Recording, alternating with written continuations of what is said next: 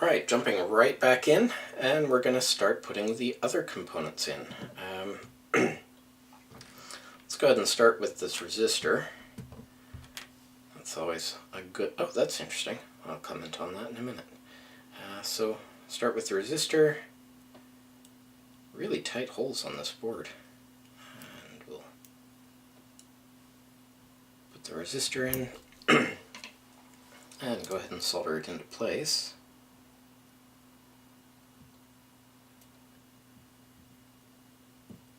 There we go. That looks good. Let's see, what is that value? It's a brown, black, black, black, or brown, black, black, black. So either way, it is going to be 1, 0, 0, and then the 0 multiplier, so that's 100 ohms. It's a 4-band resistor. So you get 2 significant digits, and then the multiplier. Alright, the next thing I think we should put in will be the transistor, and this is the thing that I went, oh, that's interesting. The pitch of these holes actually matches the transistor. I do not see that very often, so I don't have to spread these out or do anything weird with them. They're just going to go right in, and I'll push that transistor right up against the board. And then solder one lead of it, just to make sure that we get it nice and flush. There we go. Might have to flow a little bit more solder onto that one, but I will do that after I do the other ones. I keep worrying I'm sticking my head into the camera, but I haven't had to worry about that for a while, because the way I have the camera set up. So, come on. Why are you being difficult?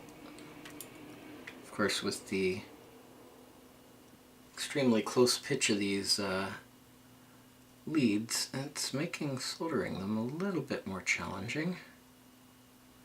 So we're just gonna, there we go, put a little bit of solder on each of those, and then trim the leads again. But they're still a little toasty. There we go. So there's the transistor in place. What should I do next? I think I'll do the little vibration motor next.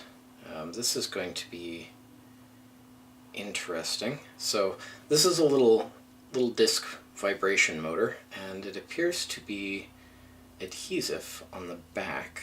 So I'm going to peel that off, and then carefully place it on the board right where this circle is, because that's the only place that I can think that this motor would go. So now that's all nice and centered there. Now, I should have done this before I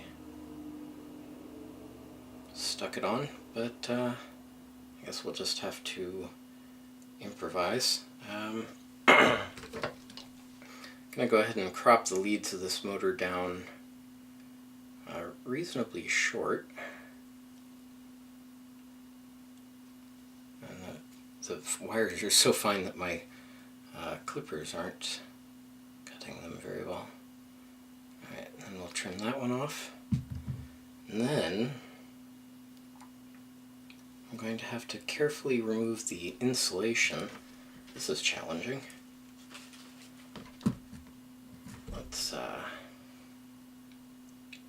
see if we can just tug it off. No, because it looks like the insulation has been resined into place. So I'm gonna try to... oh, crud. That was not a good thing.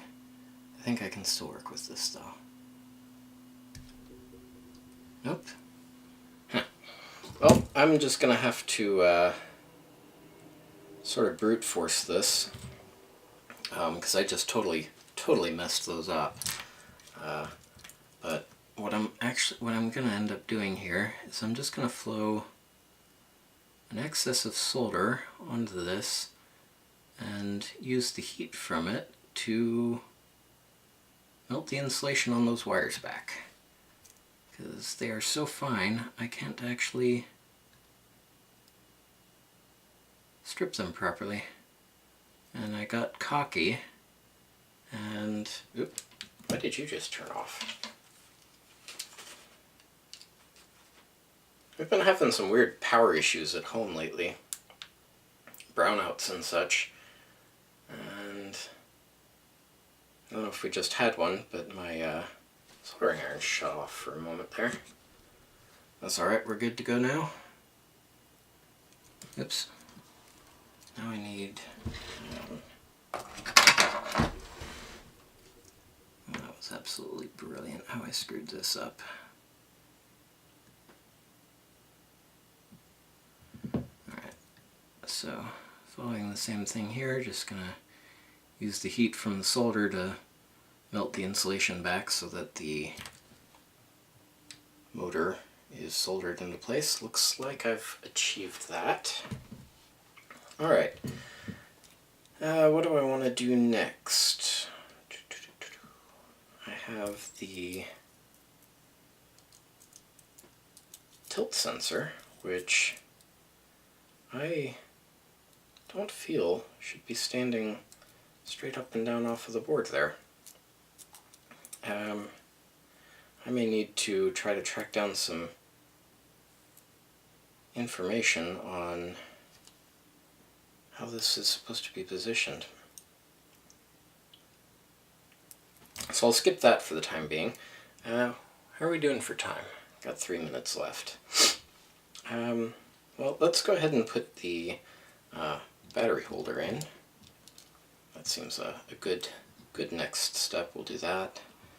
Now these holes are gigantic. And so bear with me a moment while I flow a ton of solder into this. There we go. I'm going to let it sit for a second. Oh, did I just... Oh, I think I did that one before. I'm going to have to go back and review my footage and see if I set my clippers down on top of my soldering iron there. Boy, I will feel really stupid if I actually did that. I think I probably did though, now that I'm reviewing stuff in the back of my head. Oh well. Feel free to make fun of me for being dumb.